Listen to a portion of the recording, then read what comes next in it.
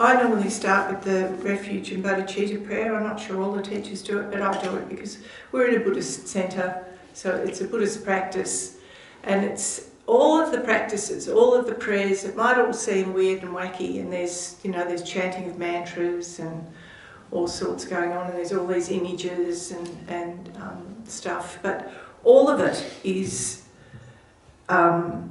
explainable in an almost scientific way. There's a reason for everything that we do, and it all comes back to learning about our own mind, and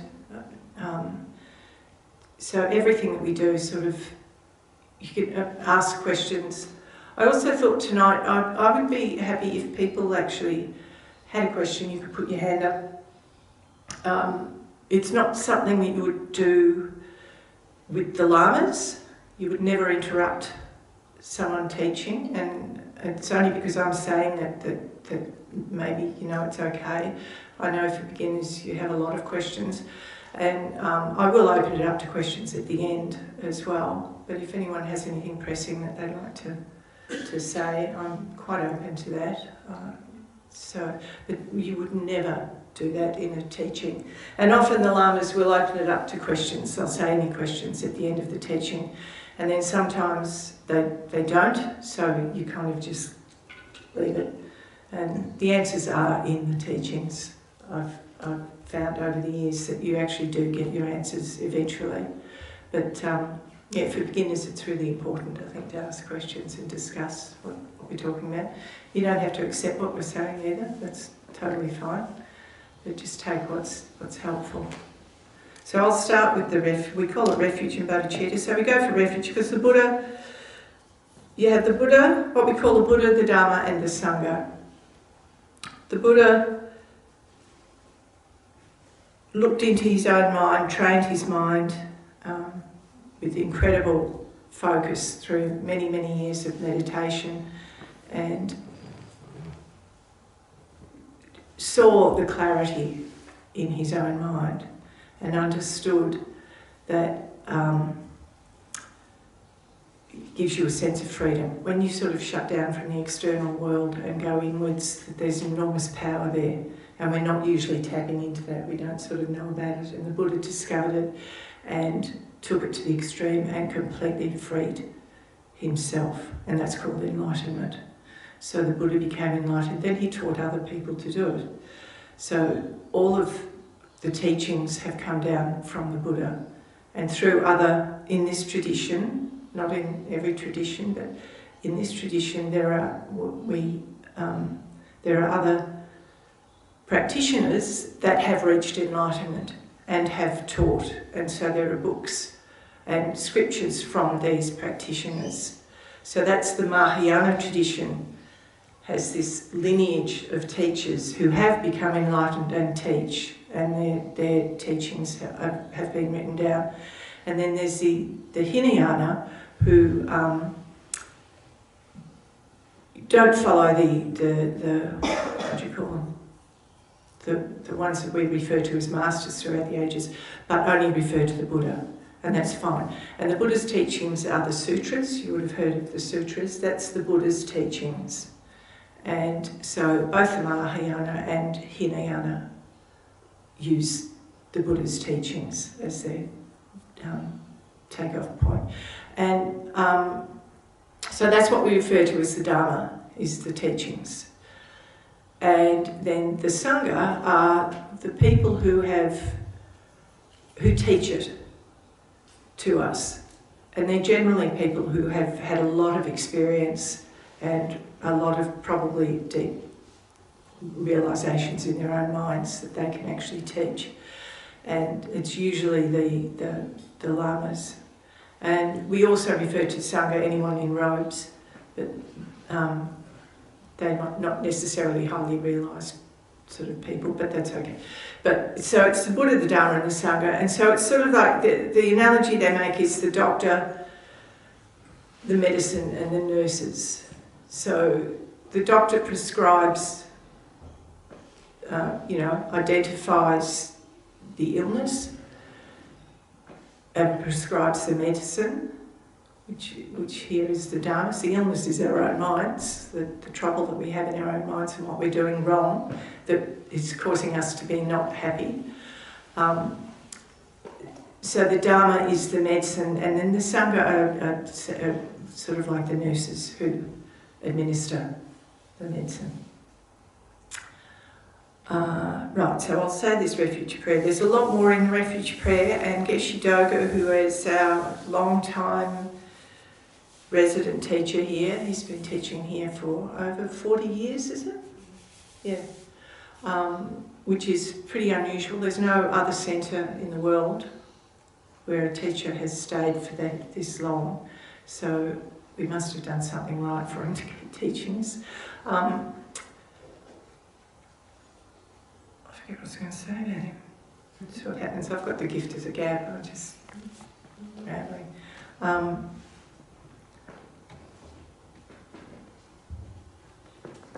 Yeah. Sorry. Oh, I know. He right at the end of last year, his last teaching at the end of last year on a Tuesday night was about this refuge prayer. He gave a beautiful teaching on describing what it all means. And the bottom line for this little prayer that I'm going to say is that it actually contains everything you need. It's got the whole path in just this one small prayer. So this is what the prayers, when you start to learn, if you start to learn from the teachings and the Dharma, you realise that there's references in everything to much broader sort of teachings, but it's all there in this little prayer. And the Tibetans put their hands together with the thumbs in like this. I'm just describing this to you, I'm not asking you to do it necessarily, but and it's method and wisdom, which is expressions that you'll hear, and it's holding what they call the wish-fulfilling jewel.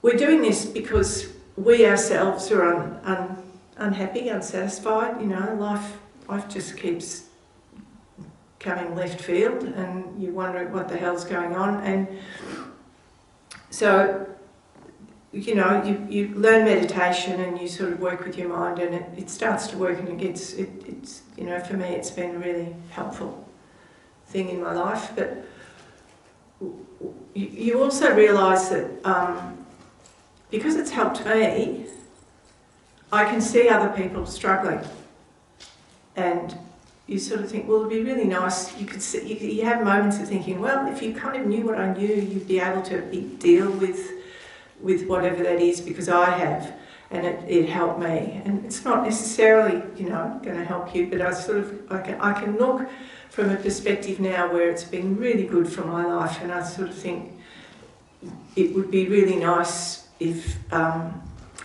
people learned these tricks, you know, that they were able to actually find a bit more peace and happiness themselves. So this is the Mahayana wish: is that I'm not just doing it for myself. That would be fine to reach liberation on my own.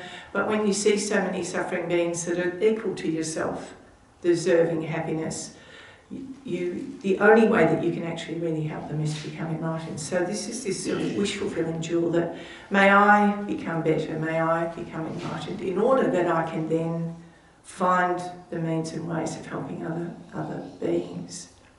So there's so much. I haven't even started. There's so much information around all of this stuff, but it's interesting, it's helpful. I go for refuge until I'm enlightened to the Buddha, the Dharma, and the highest assembly, from the virtuous merit that I collect by practicing giving and the other perfections. May I attain the state of a Buddha in order to benefit all sentient beings. I go for refuge until I'm enlightened to the Buddha, the Dharma, and the highest assembly, from the virtuous merit that I collect by practicing giving and the other perfections. May I attain the state of a Buddha in order to benefit all sentient beings.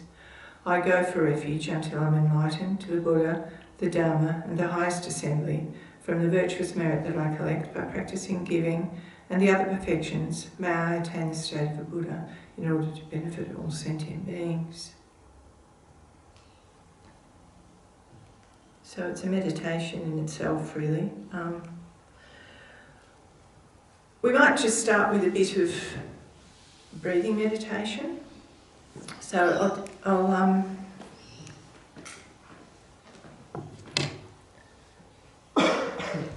describe what they call it. It's called the 7-point Vairocana posture. So Vairocana is one of the deities. We don't have a picture of Vairocana here, but this is the 7-point posture that is often talked about in this tradition. So you sit with, they say full lotus or half lotus, but that's fine. You really just have to sit in a comfortable position with your spine straight, so that it's like a stack of coins. So if you're in a chair, it's helpful to tilt your hips forward, and putting your feet on a cushion is good, so that helps. So you tilt your hips forward, and that's why you prop yourself up with a cushion on the floor. Otherwise you sort of tend to slouch, and that can block the energy, and it's sort of not good for your back either. So you sit with your spine straight, relax your shoulders, the left hand down and the right hand on top, with the thumbs touching, and that's a kind of energy thing, and it's absolutely not a requirement. You can sit with your hands on your knees, or if you've done other sorts of meditation, it's fine. But forming a sort of a triangle, and there's all sorts of symbolism in that as well, but it's an energy thing. With your arms just resting, with a little bit of space between your arms and your body, and just relaxed, your head tilted slightly forward, and your eyes lightly closed or just slightly open,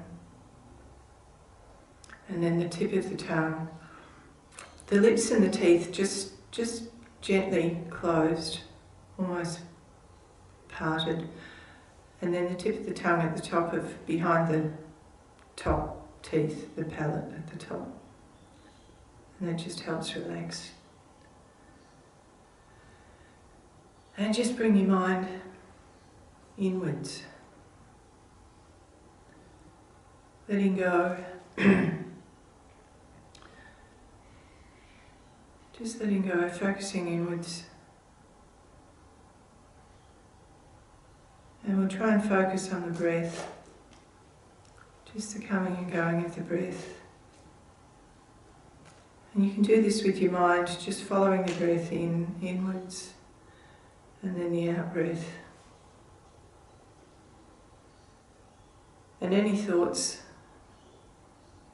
just let them go, don't engage, just let them pass. And trying to focus just purely on the breath.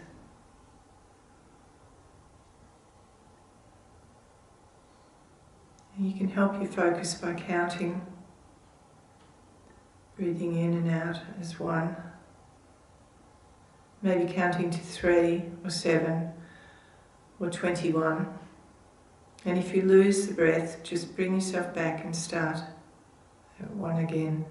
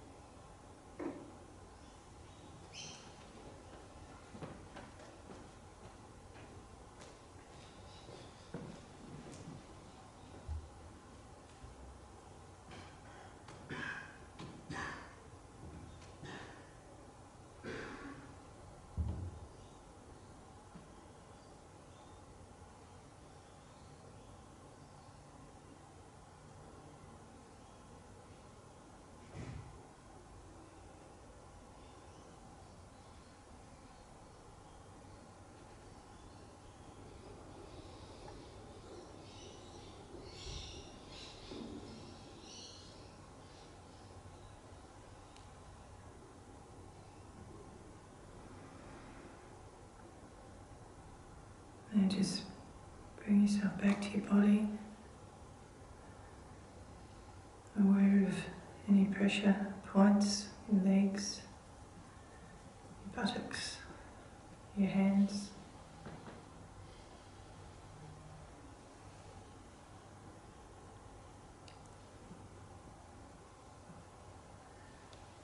And then bring yourself back to the room.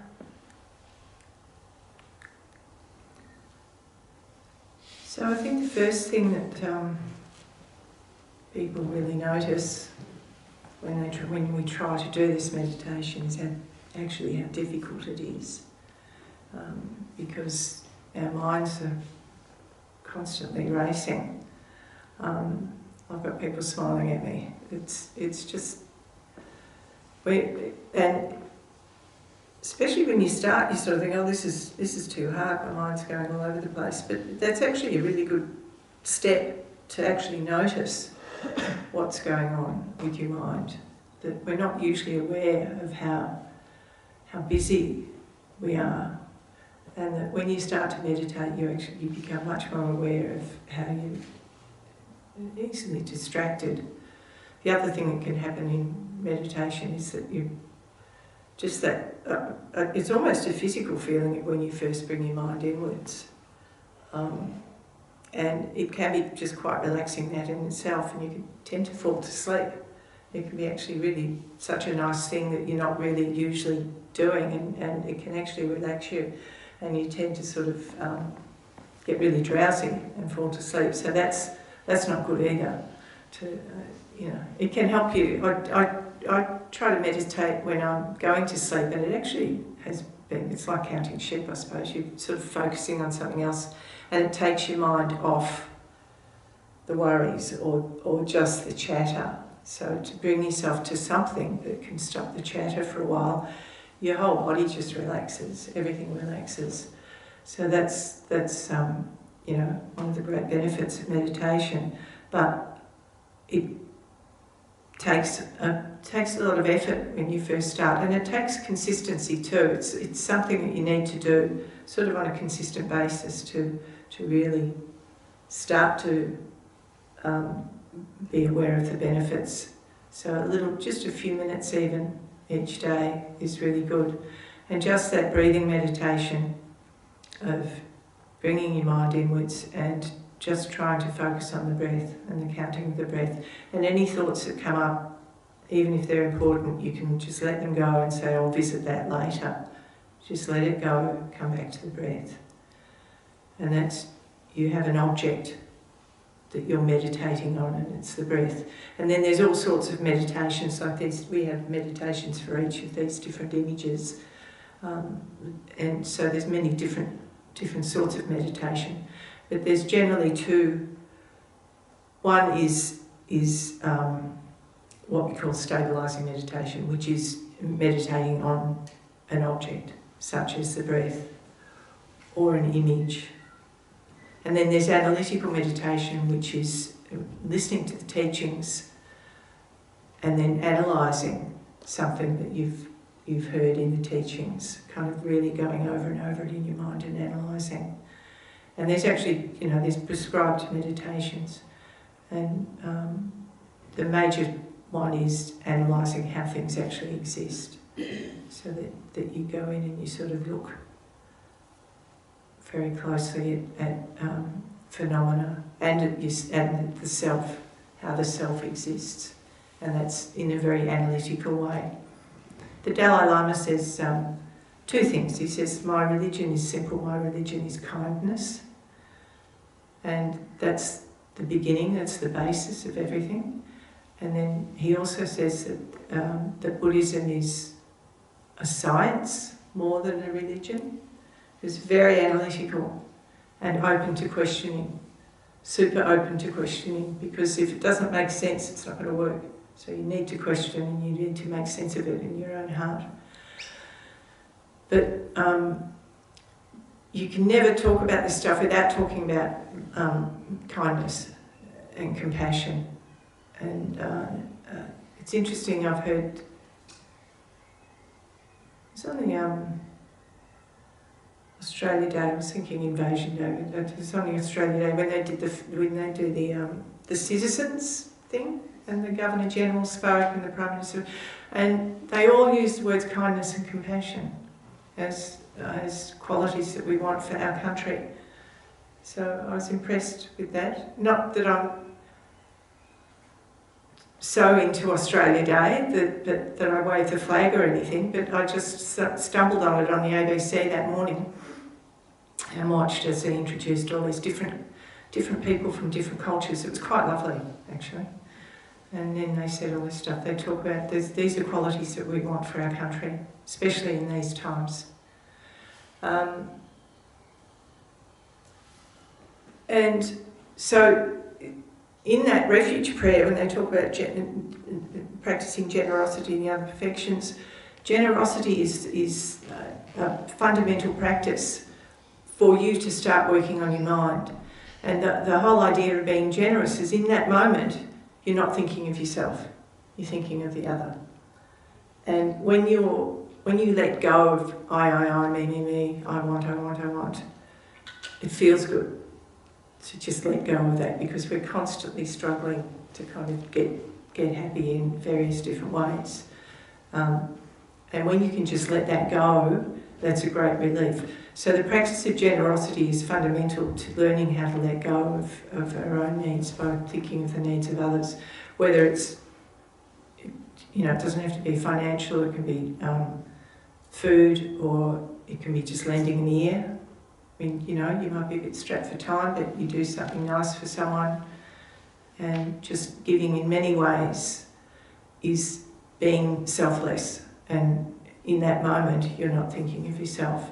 I'm a teacher, mostly secondary, but I've been doing some CRT work lately and working in primary school. Preppies are the worst. They're out of control. But when I'm talking to children, I'll bring some of this stuff up. I don't talk about Buddhism and such, but I'll talk about, because children are they can only see this far, and it's all very important. And you sort of say, well, if it's somebody's birthday and you think about getting a present for them, and you go out and you shop and you buy something for them, and you want the other person to really like it, and most people agree with that, and children agree that yes, I would like them to like it. And then when they like it, you feel good. It actually makes you feel good that you've done something nice for someone else. So that's the thinking, that the more that you think of others, the more you work for others, that actually the happier that you're going to get. And I will go into some of the issues around happiness and what kind of the faults or the delusions that we have about how that we're going to get happy, and the things that are holding us up, such as anger, really gets in the way and messes with your mind, and how we can look at anger, and there are antidotes to anger. The antidote to anger is patience. Thank you. And patience that isn't sort of hanging on by its fingernails. It's actually, if you can develop a real sort of sense of being able to let go, being able to not worry in the face of abuse or something going wrong. Actually learning not to worry in that moment doesn't mean it's not bad, doesn't mean it's not happening, but is your anger going to help you in that moment? And you start to sort of learn that, well, yeah, my anger is just making me feel worse. I always make very poor decisions when I'm angry. If I act on my anger quickly, I always regret it. So it's it's never helpful. So we'll go into that another time. So, and the other, they talk about anger, attachment and ignorance. So attachment is another one that's very disturbing to our minds. When we really, really want something and we lose sleep over it. And even if we get it, then we're sort of worried about losing it. And that sort of thing. So the teachings go into great detail about all of this. And so then we sort of learn, well, how am I going to deal with this? So through the meditations, the various meditations, we can slowly start to kind of let go and not worry so much.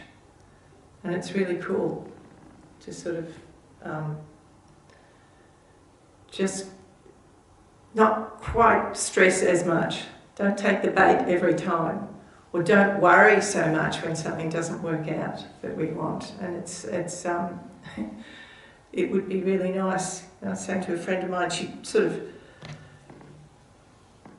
gets it and sort of doesn't. And I was sort of saying, can you imagine if you had no desires? Like if you really, there was nothing that was driving you crazy, nothing that you wanted, or you weren't saying, oh, just when I do this, or just when I get this, or just when this happens, and then I'll be happy, or then it'll be all good, and just when this happens, and then there's this sort of constant thinking about what's going to, when such and such.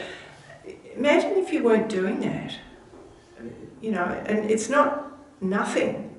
You're not left with kind of nothing. You're left with a peaceful mind that's not doing that constantly, or being constantly upset and angry about things, which is my greatest leaning. Just that I've learnt over the years. My father said to me a long time ago, I've been coming here since 1994. So I've been listening to this stuff over and over and over for a very long time, and it has had some small effect on me. But there was a point where my dad said to me, strong Catholic, practicing Catholic, went to church every Sunday, you grew up with all of that. Lovely man. He said to me, whatever you're doing, Claire, keep doing it. So he just he recognised that I was nicer to be around. So, it's all right. Now, what I thought also, with that breathing meditation and becoming aware of your mind, there's a really nice teaching that Lama Yeshe, who was one of the founding teachers, he died in 1984, I think, and we have his reincarnation, sort of travels the world and teaches. But Lama Yeshe's on YouTube. They filmed him a lot in his life. He was one of the first, with Lama Yeshe and Lama Zopa, set up with Westerners, a bunch of hippies that were visiting in Nepal, stumbled on these two Tibetan lamas and asked them, they're all, like, seriously, dope smoking, travelling around India and Nepal and Pakistan, and then sort of met these lamas and thought, oh yeah, they're cool, and said to them, they could feel, sense something about them, and said, teach us, and I think they kind of said, no, go away. Silly looking people, and then eventually I think they kept going back and asking, and they said, all right, but you have to don't make up your own version of this, just do as we're teaching you. And they never looked back, and these guys set up all of this, Bendigo, Atisha Centre, Chenrezig in Queensland. There's I think it's about 200 centres around the world now. There are French, German, American, Australian, a whole bunch of these people who are sort of legends now within the whole thing, who came back. And they said, when you come back, you've got to teach the teachings. Don't go off and do some wacky version of it. You must stick to the teachings, or else it's not going to work.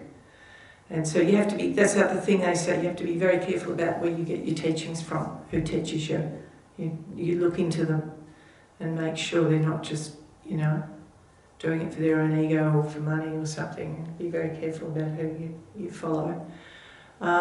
So Lama Yeshe, they filmed him a lot, which is great. So I sort of check in on YouTube every now and then and listen to him. And Lama Zopa. Lama Zopa for beginners is a bit tricky, just because of he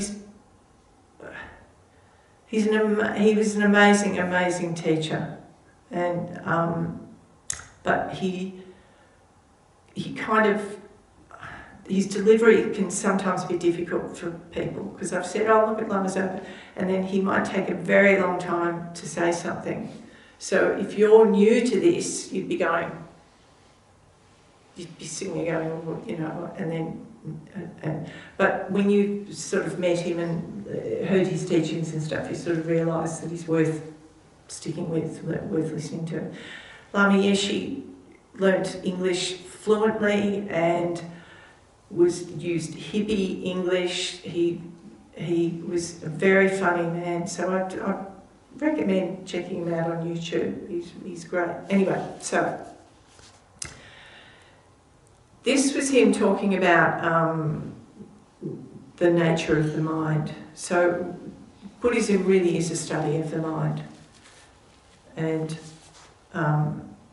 so the mind has three divisions: gross, subtle, and very subtle. So the gross mind is what we're looking at externally, and we use our six senses to interact with phenomena. And so we use, you know, your eyes, ears, nose, and taste and touch, and well, the sixth sense is consciousness. But our five senses, and it ends up being consciousness. So there's this sort of, I was thinking about this afternoon, so say with your eye consciousness, eye sense and eye consciousness. Your eyeball is a lump of jelly, and it's sort of got lenses in it and stuff like that. And if you took it out, it's not going to work if you sort of removed it. It's connected to a whole nervous system that is connected to the brain that creates an image. So it's not the eyeball that's seen as such. It's dependent on its object. So, you know, the cup, it goes through this lens, through the nerves, into the brain, and you're actually seeing it in your mind. You've made a mental image in your mind. And this is really crucial. Does it make sense? Yeah. So everything you hear goes through the same process. Your ear doesn't hear it. The sounds vibrate through, and then your whole nervous thing into your brain, and you've got an image of sound in your consciousness. So they talk about the object, the sense consciousness, and the sense and the sense consciousness. So there's this interdependent thing going on for you to even perceive anything. So that when they say, oh, it's all in the mind, or, you know, you're doing all of this with your mind, you kind of literally are, but you're not making it up. It's not made up in your mind. It's a process that you go through. So that's our gross senses at work. Then there's the subtle, which is the intuitive ego and intuitive, what they call superstition. We can't see it or understand it clearly. So it's sort of our subconscious, intuitive mind, and our ego. You know, you can't see your ego, and you can't see your subconscious, and you're not always aware of it. So that's a more subtle level of mind. So we have this gross mind that we understand how it works. Then there's a subtle level of mind.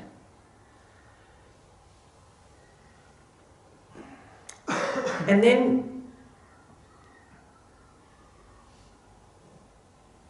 we have what they call the most subtle level of mind. So when when we're meditating and we sort of shut down the senses, we're bringing our mind inwards, we're going in towards this most subtle form of mind. And Lama Yeshe describes it as clean clear.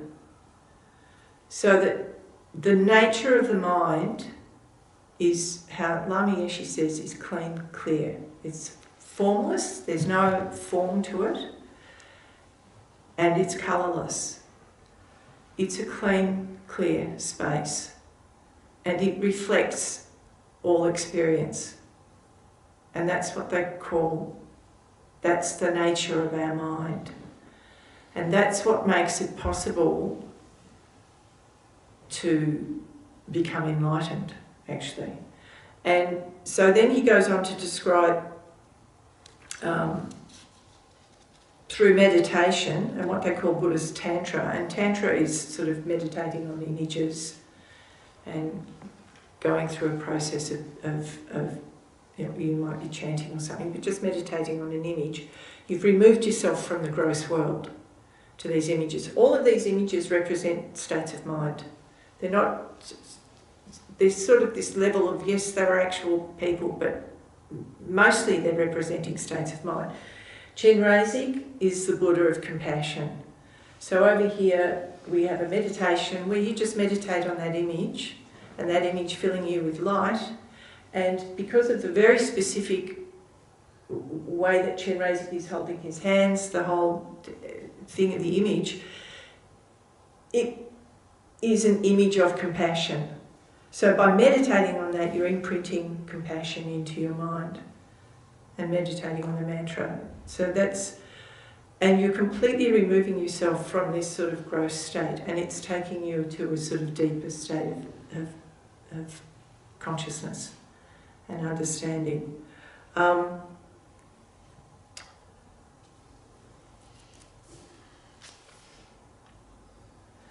He also says that this sort of grosser mind that's kind of driving us crazy has no real, it's not really very powerful. I mean, it is powerful because we're being driven by it, and our unconscious is quite powerful because we're being driven by that. But reaching this clear state and realising the interdependence of everything, realising the lack of sort of substantial real existence of everything, you can sort of let it go and let it pass. And sitting in this state of clean clear, you've sort of freed yourself from these strong clinging attachments. And in those moments in meditation, because you are getting in touch with the real nature of your mind, this isn't fantasy, it's a reality. And I mean, modern science and physics and neuroscience and whatever, they're all looking for this. They're all sort of drilling down into reality to try and find the nature of reality. And you know how, I mean, physics has found they can't find the smallest object.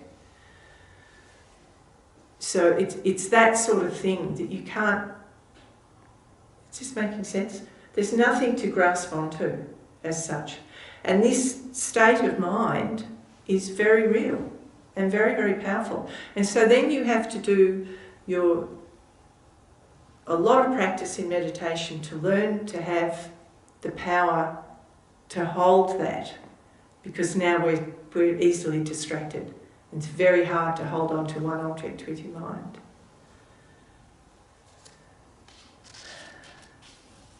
And it's not a material substance, and that this is the distinction from physics, that they look into the brain, or you know, whoever, neuroscientists, they're looking into the brain to find out the nature of how we exist. Buddhism would say the mind is not physical.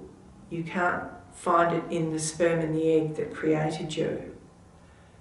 The mind joined with the sperm and the egg, and then you get into the whole reincarnation thing. But they're saying if you search in your physical body, you can't find where the mind actually exists when you search for it. And that your consciousness, your mind, is not part of your physical. And if it was, then you would be your parents. If their physicalness was your physicalness, you would be the same. Does that make sense? It's sort of, yeah. So this is where it gets sort of very deep. But it's trying to talk about reality. So now we're going to do a meditation on the clarity of the mind to sort of finish up, and then I'll try and open it up to questions.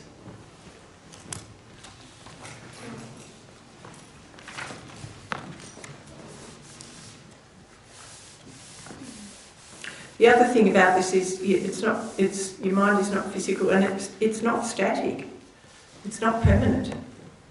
So that, like I said, I used to be a really, I don't know what the word was, angry young person or something, or self-righteous and all that sort of annoying stuff. And people knew me that way. And if I was an angry person, I would be angry all the time. If my mind was angry, inherently, I would be angry all the time.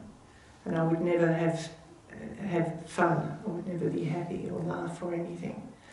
So your mind is not a static, permanent thing.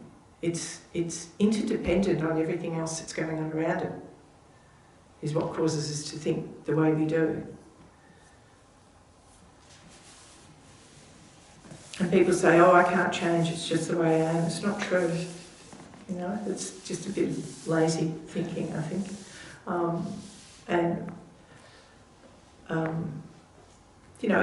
You might really believe that, but if you actually sort of really try and look at it, you can see that you're not the way you are all of the time. So which are you? Are you the nice person or the grumpy person?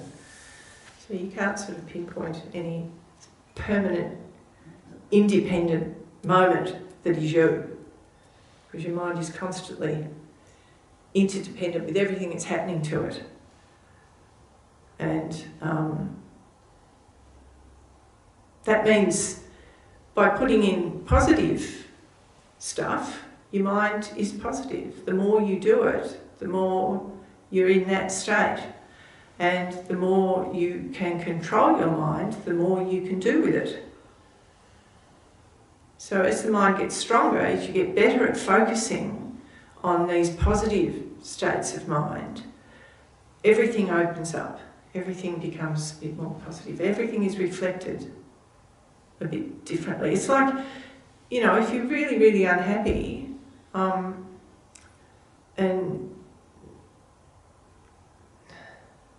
say it's your birthday and there's a birthday cake and you just really, something's gone wrong, you're really, really angry, you're really unhappy, you're depressed or something, who cares about the cake? Everyone else in the room's going, oh man, look at that cake, it's fantastic. So, who's right? Is it, in that moment, your mind is not seeing a delicious cake, but somebody else is. So who's, So the way you view the world is by what's going on inside your mind, is a reflection of, and how things are reflected back to you. Okay.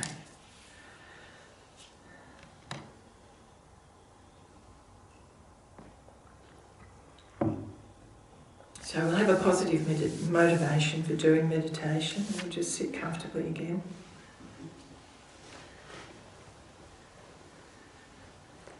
And we begin just breathing in deeply through the nostrils.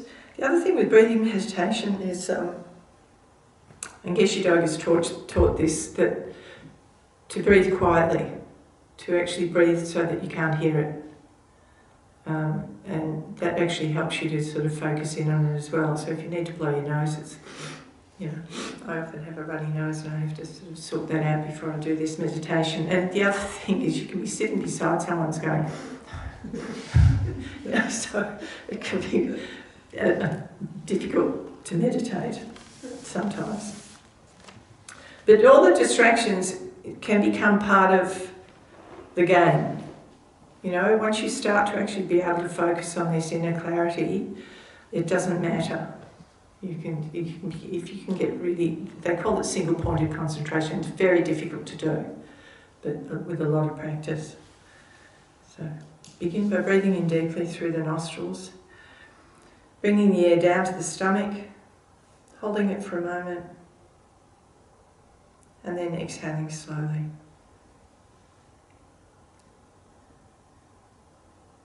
Repeat this a couple of times, breathing in, holding it, breathing out slowly through the mouth, through pursed lips.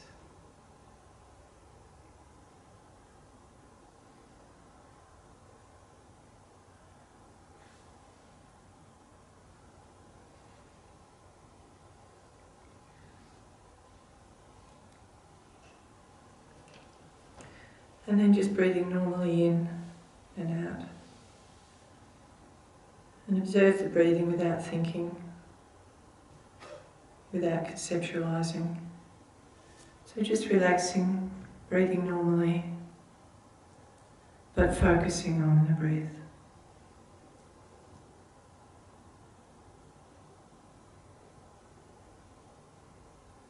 Now we turn our focus to the clarity of the consciousness.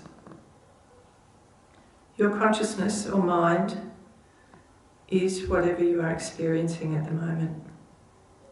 Sensations in your body, thoughts, feelings, perceptions of sounds, and so forth. The nature of each of these experiences is clarity, without form or colour. Space-like, pure awareness.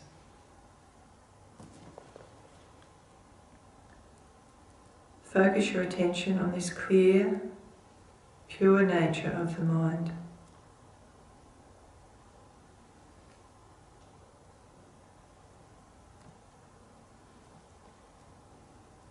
Initially, it might be difficult to find the actual object, that is the clarity. So meditate on a mental image of clarity. One way to generate such an image is to visualize space. Imagine lying on a hilltop, staring up at a sky that is completely clear and free of clouds.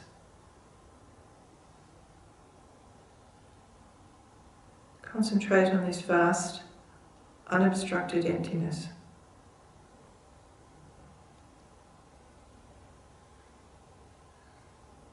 Imagine that it flows down and embraces you and your surroundings.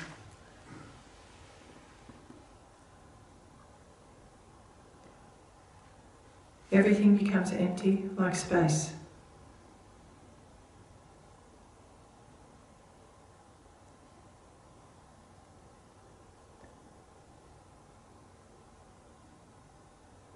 Hold this experience. Feel that the nature of your mind is like this clear, empty space.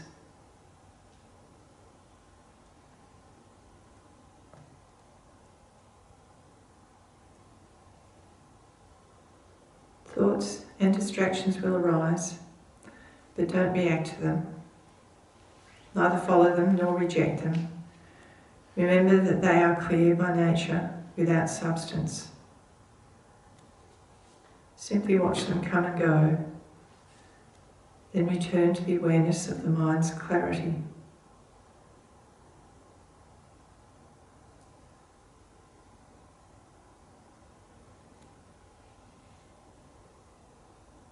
Don't think about anything. There's no need to wonder what the mind is, simply observe it, its clear nature, which is like infinite empty space.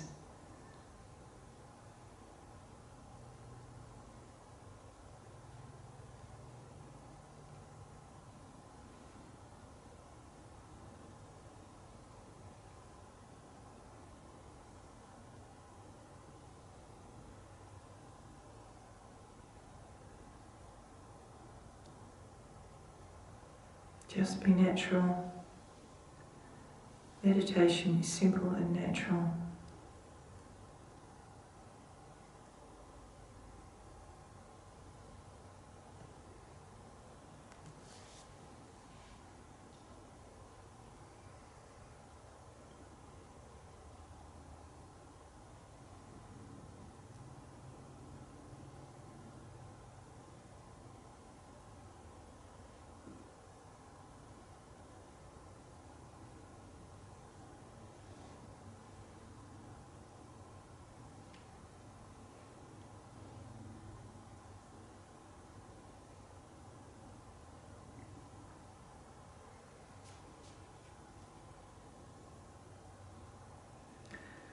Concentration means holding the mind on an object continuously without forgetting it.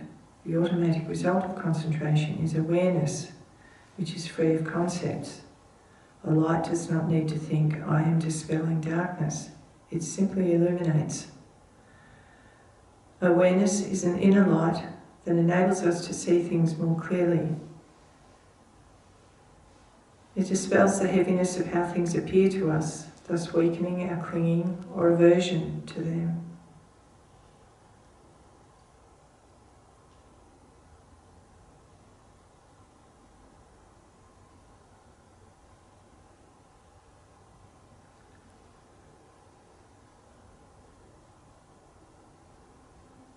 You can meditate for short periods,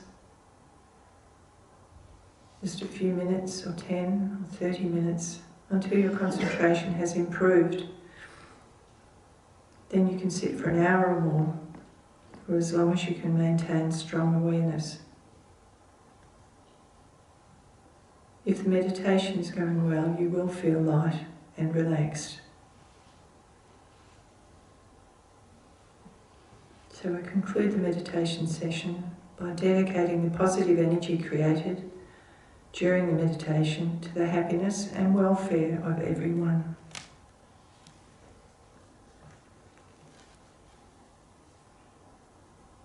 And just bring your mind back to the room.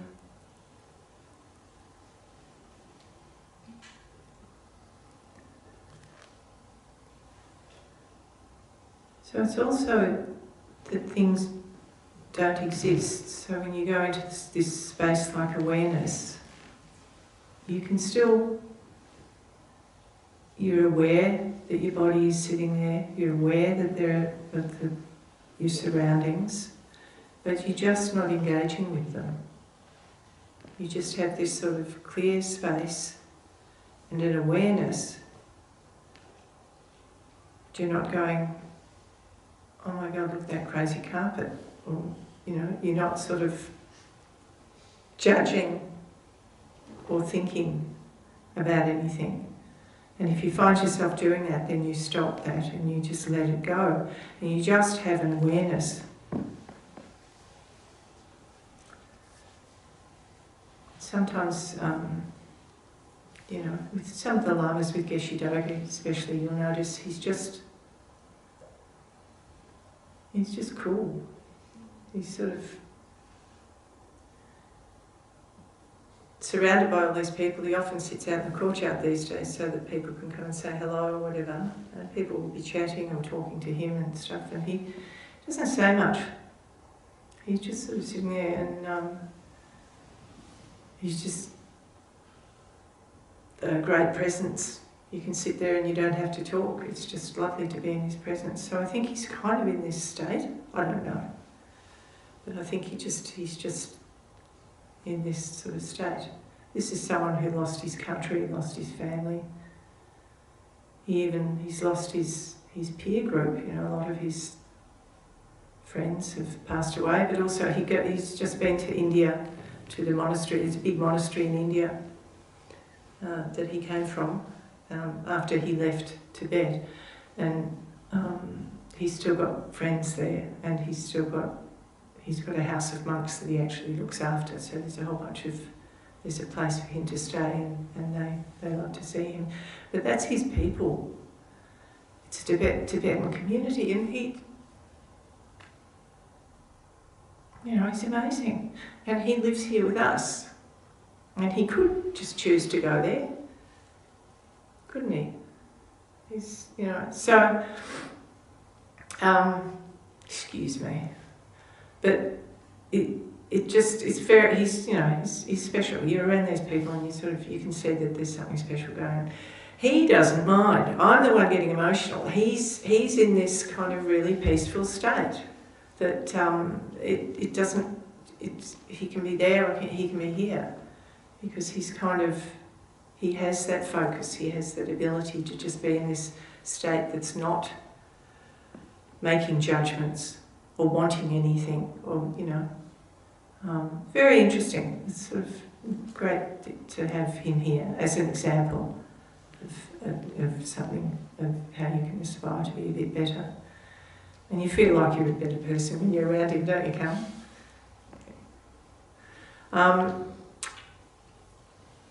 So, any questions?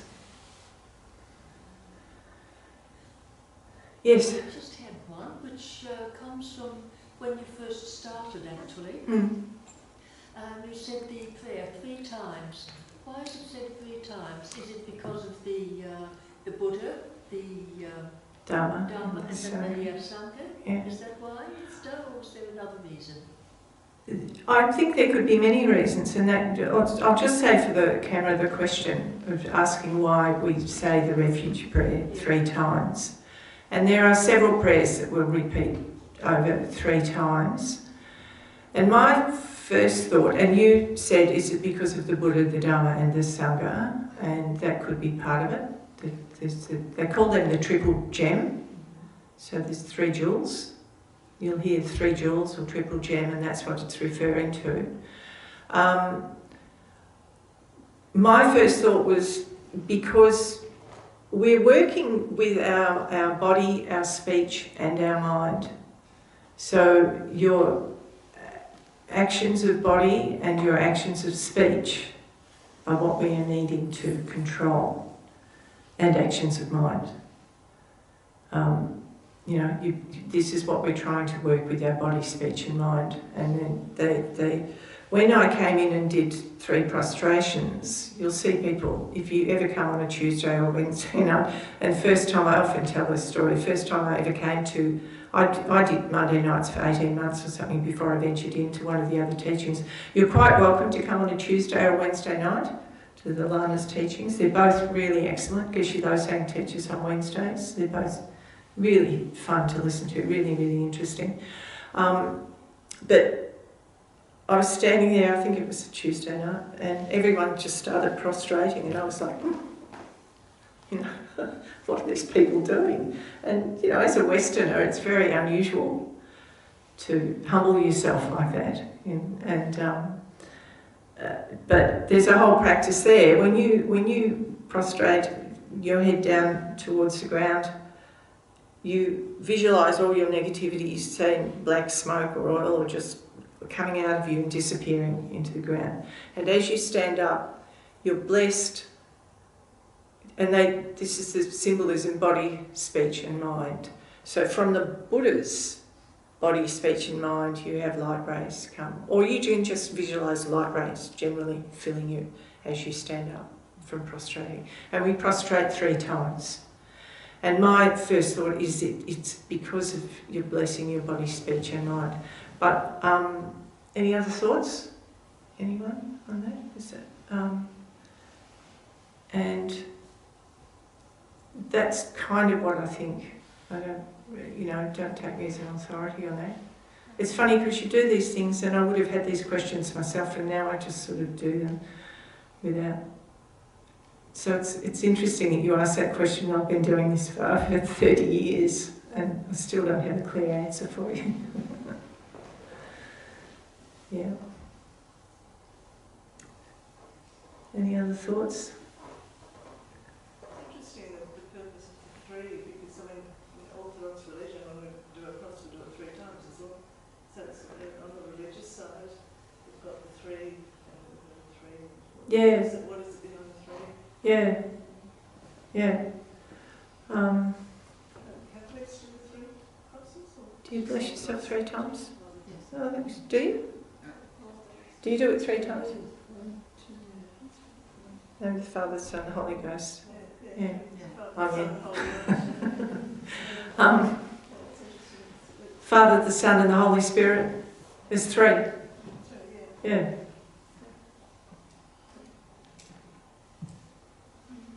That's, yeah, I could say something to that, but I won't. But yeah, so it is interesting. I'll actually look into it. I'll try and have more of an answer next week. But I often think when we do things 3 times, it's because we're blessing our body, our speech, and our mind. But it's probably even more